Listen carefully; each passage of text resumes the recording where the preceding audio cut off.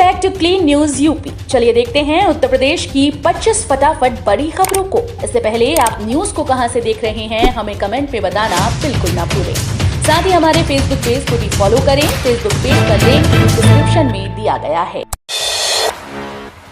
अब फ्री नहीं होगा दिल्ली मेरठ एक्सप्रेसवे पर सफर, जाने कब से लगेगा टोल टैक्स।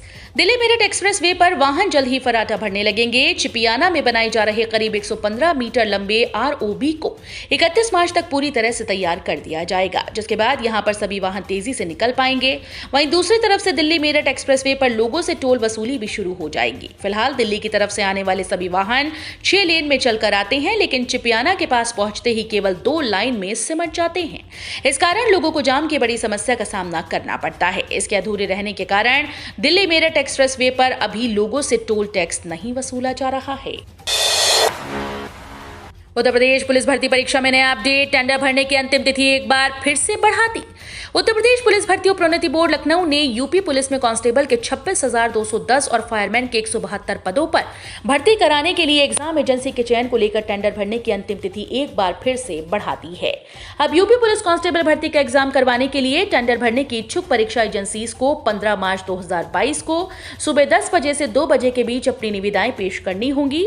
हालांकि भर्ती बोर्ड ने निविदाएं पेश करने के लिए 22 फरवरी 2022 की तिथि तय की थी, लेकिन सिर्फ एक ही कंपनी ने निविदा पेश की है।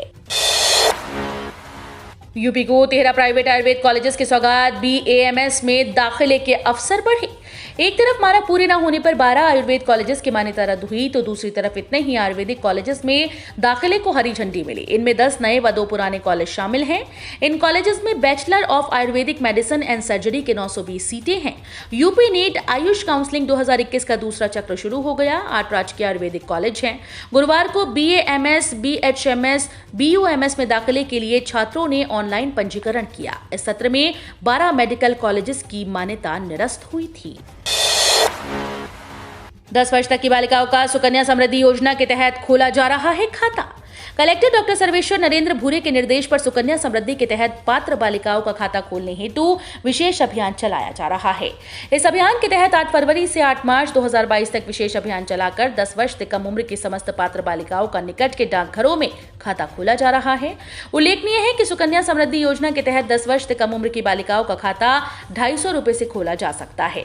इस जमा खाते पर योजना के तहत एक निश्चित ब्याज दिया जाता है। इस खाते में 50 रुपए के गुणांक से प्रतिवर्ष न्यूनतम 250 रुपए से अधिकतम 1.50 लाख रुपए तक की राशि जमा कराई जा सकती है। वाहन चालकों के लिए बड़ी खबर, अब गाड़ी के शीशे पर 2 चीजें लगाना अनिवार्य। वाहन चालकों के लिए जरूरी खबर है, अब वाहनों की विंडो स्क्रीन पर फिटनेस प्रमाण पत्र और मोटर वाहन पंजीकरण का चिन्ह दिखाना अनिवार्य हो गया। सड़क परिवहन और राजमार्ग मंत्रालय ने एक मसौदा अधिसूचना जारी करते हुए इस बात की जानकारी दी। नियमों का उल्लंघन करने पर कार्रवाई हो सकती है। इस प्रकार जितनी जल्दी हो अपने वाहन के अगले शीशे पर दोनों जानकारियां दर्ज करें। केंद्रीय मंत्री नितिन गडकरी के निर्देशन में सड़क परिवहन और राजमार्ग मंत्रालय की ओर से जारी मसौदा अधिसूचना के अनुसार वाहन के विंड स्क्रीन पर दिनांक, माह और वर्ष के प्रारूप में फिटनेस प्रमाण पत्र की वैधता की सूचना देनी होगी। यूपी में इन कर्मचारियों को होली से पहले मिलेगा बोनस, जाने कितने लोगों को लाभ होगा। KGMU में आउटसोर्सिंग कर्मचारियों को होली से पहले वेतन मिलेगा, वेतन संग बोनस भी मिलेगा। KGMU के कुल सचिव ने सभी एजेंसीज को आदेश जारी कर आदेश का कड़ाई से पालन करने के निर्देश दिए हैं। 5 मार्च तक वेतन भुगतान के आदेश दिए। KGMU में 10 एजेंसीज के माध्यम से करीब 6,000 कर्मचारी आउटसोर्सिंग पर तैनात हैं। इसमें लैब टेक्नीशियन, स्टाफ नर्स, सफाई कर्मचारी, कंप्यूटर ऑपरेटर, सुरक्षा गार्ड आदि शामिल हैं। मथुरा में मांस बिक्री पर रोक के हाईकोर्ट ने यूपी सरकार से मांगा जवाब। उत्तर प्रदेश सरकार द्वारा मथुरा के 22 नगर पालिका क्षेत्रों में मांस और अन्य मांसाहारी वस्तुओं की बिक्री पर प्रतिबंध को चुनौती देने वाली एक याचिका पर इलाहाबाद उच्च न्यायालय ने राज्य के वकील को जानकारी प्रस्तुत करने का निर्देश दिया। इस संबंध में 1 सप्ताह के भीतर सूचना देने में विफल रहने पर अंतरिम राहत के अनुरोध पर सुनवाई की अगली तिथि 9 मार्च को विचार किया जाएगा। शराब के शौकीनों के लिए बड़ी खुशखबरी, यूपी में इतनी सस्ती हुई शराब। शराब के शौकीन लोगों के लिए बड़ी खुशखबरी है। उत्तर प्रदेश में आबकारी विभाग ने शराब के रेट घटाकर पीने वालों को बड़ी राहत दी। आबकारी विभाग ने देसी शराब पर बोतल के हिसाब से पूरे 5 रुपए घटा दिए। इसके अलावा अंग्रेजी शराब पर भी जल्द ही रेट कम होने की उम्मीद जताई जा रही है। आबकारी विभाग का कहना है कि कोरोना काल के दौरान अभी 10 से 40 तक कोरोना सेस लगा हुआ है। अब कोरोना के केस कम होने के कारण उम्मीद जताई जा रही है कि मार्च के बाद कोरोना सेस हटा दिया जाएगा तो अंग्रेजी शराब के रेट भी कम हो जाएंगे। गर्मी दिखाने लगी असर, रविवार तक इस स्तर पर पहुंचेगा तापमान। बदलते मौसम में अब सर्दी खत्म और गर्मी का एहसास लोगों को होने लगा है। मेरठ का मौसम इस समय काफी बदल गया। ऐसा ही हाल दिल्ली एनसीआर मौसम का है। वेस्ट यूपी के जिलों का मौसम भी बदला हुआ है। इस समय मौसम करवट बदल रहा है। मौसम विभाग की माने तो अब तापमान में तेजी से वृद्धि होने की संभावना है। वहीं न्यूनतम तापमान भी अब बढ़ेगा। आज मौसम बिल्कुल साफ है। इस समय हवा की रफ्तार काफी धीमी है, जिसके चलते वायु प्रदूषण भी तेजी से बढ़ रहा है। जिले का AQI इस समय 200 के पार चला गया। मार्च के शुरुआती दिनों से ही मौसम ने अपने तेवर तल्ख किए हुए हैं। जौनपुर में सपा पर हमलावर हुए राजनाथ सिंह पीएम मोदी को बताया असली समाजवादी। रक्षा मंत्री और भाजपा के वरिष्ठ नेता राजनाथ सिंह ने शुक्रवार को कहा कि एक सच्चा समाजवादी वो है जो लोगों को भय, भूख और भ्रष्टाचार से मुक्त कर सके और असली समाजवादी प्रधानमंत्री नरेंद्र मोदी हैं। जौनपुर के मल्हानी में एक चुनावी रैली को संबोधित करते हुए उन्होंने कहा कि वे कहते हैं कि हम समाजवादी हैं, लेकिन वास्तव में समाजवादी वो है जो लोगों को भय, भूख और भ्रष्टाचार से मुक्त कर सकता है। अगर हम बयान का परीक्षण करते हैं तो असली समाजवादी प्रधानमंत्री नरेंद्र मोदी हैं। उन्होंने कहा कि हम समाजवादी और राष्ट्रवादी हैं और एक रक्षा मंत्री होने के नाते दुनिया की सबसे बड़ी ताकत भी भारत माता को नुकसान नहीं पहुंचा सकती। भाजपा को यूपी से हटाने के लिए सपा से हाथ मिला सकती है आप। 7वें चरण की वोटिंग से पहले बोले संजय सिंह। यूपी विधानसभा चुनाव में आखिरी चरण की वोटिंग से आप सांसद संजय सिंह ने बड़ा बयान दिया। आम आदमी पार्टी के नेता संजय सिंह ने कहा कि अगर जरूरत पड़ी तो उनकी पार्टी भारतीय जनता पार्टी को उत्तर प्रदेश से बाहर करने के लिए समाजवादी पार्टी के साथ हाथ मिलाने को तैयार है। उत्तर प्रदेश विधानसभा चुनाव के अंतिम चरण में प्रवेश करते हुए संजय सिंह ने कहा, अगर भाजपा को बाहर करने के लिए आपकी मदद की जरूरत है तो हम समाजवादी पार्टी के साथ जाएंगे। विदेश से MBBS की डिग्री पाना आसान, मगर भारत में प्रैक्टिस के लिए 25% से कम पास कर पाते हैं एग्जाम। भारत में डॉक्टर बनने की इच्छा रखने वाले युवाओं की राह बेहद मुश्किल है। नीट परीक्षा में कड़ी प्रतिस्पर्धा और प्राइवेट मेडिकल कॉलेज की बेहिसाब फीस के चलते छात्र विदेश से MBBS की डिग्री पाना पसंद करते हैं, मगर यहाँ भी मुश्किल खत्म नहीं होती। विदेशी यूनिवर्सिटी से डिग्री लेकर लौटे छात्रों को भारत में मेडिकल प्रैक्टिस करने के लिए FMGE की परीक्षा पास करना अनिवार्य है। ये परीक्षा साल में 2 बार आयोजित की जाती है, मगर इसमें सफलता की दर बेहद कम है। पहली एडवाइजरी के बाद 20,000 से ज्यादा लोग देश लौटे। अगले 24 घंटे में 16 और उड़ानें शेड्यूल।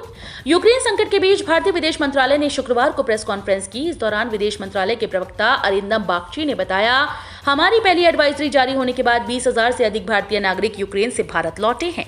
ऑपरेशन गंगा के तहत 48 उड़ानें अब तक यूक्रेन से लगभग 10,348 भारतीयों को लेकर भारत पहुंची। अगले 24 घंटे में 16 और फ्लाइट शेड्यूल हैं। बागची ने बताया कि अगले 24 घंटों में 16 फ्लाइट्स के भारत पहुंचने के बाद लगभग ऐसे सभी भारतीय भारत पहुंच जाएंगे जो यूक्रेन बॉर्डर पार करके पड़ोसी देशों में पहुंचे हैं। प्रधानमंत्री नरेंद्र मोदी आज वाराणसी में जनसभा कर साधेंगे पूर्वांचल के 54 सीट्स को। विधानसभा चुनाव के 7वें चरण मतदान में प्रधानमंत्री नरेंद्र मोदी की पूर्वांचल में अंतिम जनसभा मिर्जा मुराद में होगी। प्रधानमंत्री यहां से पूर्वांचल के अन्य विधानसभा क्षेत्र के कार्यकर्ताओं में जोश भरने के साथ मतदाताओं को भाजपा के पक्ष में मतदान करने की अपील करेंगे। शनिवार को प्रधानमंत्री नरेंद्र मोदी की सेवापुरी विधानसभा क्षेत्र के खजुरी पुलिस चौकी के ठीक सामने हाईवे किनारे चुनावी जनसभा होगी। किसानों की आय बढ़ाने के लिए होगी 10,000 FPO की स्थापना। केंद्र सरकार किसानों की आय बढ़ाने का प्रयास कर रही है। इसके तहत किसानों को सुविधाएं और सब्सिडी का लाभ प्रदान किया जा रहा है। वहीं पीएम किसान सम्मान निधि योजना के तहत केंद्र सरकार हर वर्ष 2-2 हजार रुपए की 3 किश्तें हर 4 माह के अंतराल में किसानों के खाते में ट्रांसफर करती है। इसी कड़ी में केंद्र सरकार 10,000 FPO यानी किसान उत्पादक संगठन की स्थापना करने जा रही है, ताकि किसानों को समूह में योजनाओं का लाभ मिल सके। इस योजना पर अब सरकार तेजी से काम करेगी ताकि 2026-27 तक देश में 10,000 FPO यानी किसान उत्पादक संगठन की स्थापना हो सके।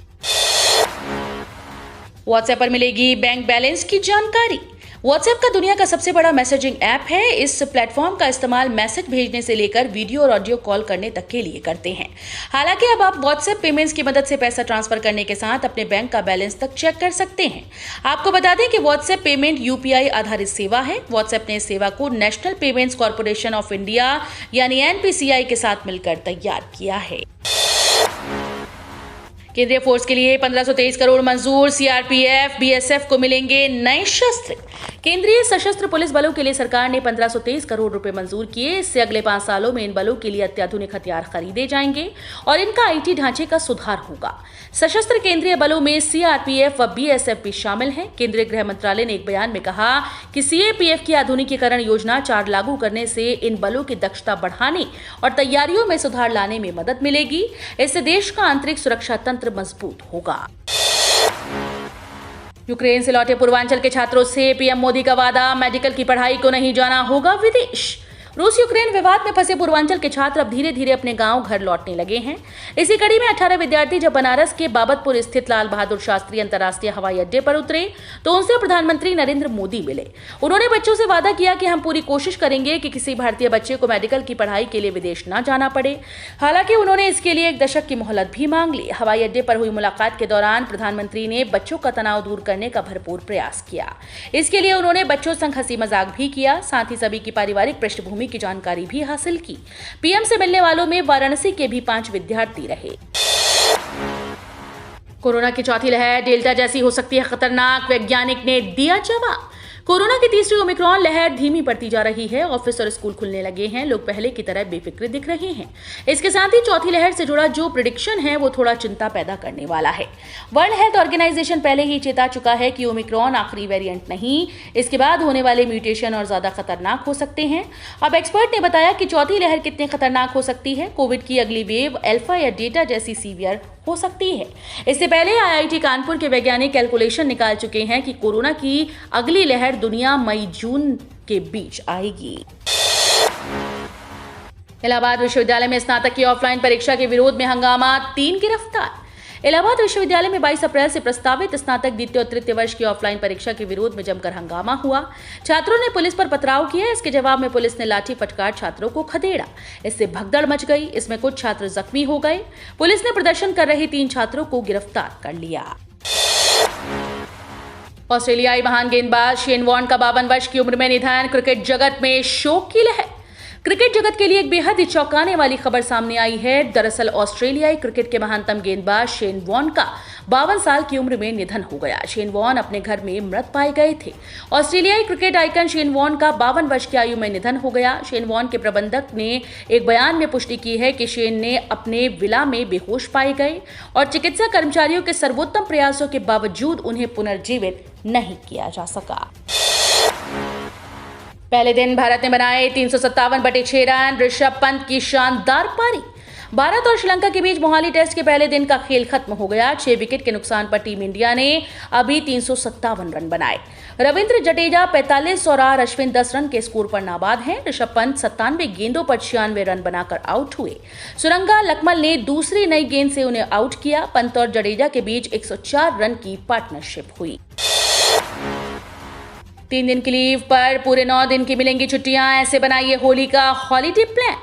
रंगों के त्योहार होली के आने में बस कुछ ही दिन बचे हैं। अब हर घर में होली की तैयारियां शुरू हो गईं।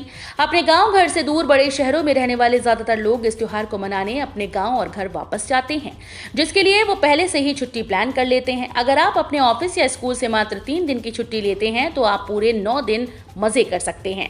यकीन नहीं हो रहा तो आइए हम आपको बताते हैं कि कैसे होली पर अपनी छुट्टियां मैनेज करिए। यूपी सामान्य प्रशासन विभाग की तरफ से वर्ष 2022 के लिए कैलेंडर में होली के दौरान अवकाश का जिक्र है। यानी स्कूल्स में भी और सरकार के राज्य कर्मचारियों को होली के दौरान लगातार 4 दिनों की छुट्टियां मिलेंगी।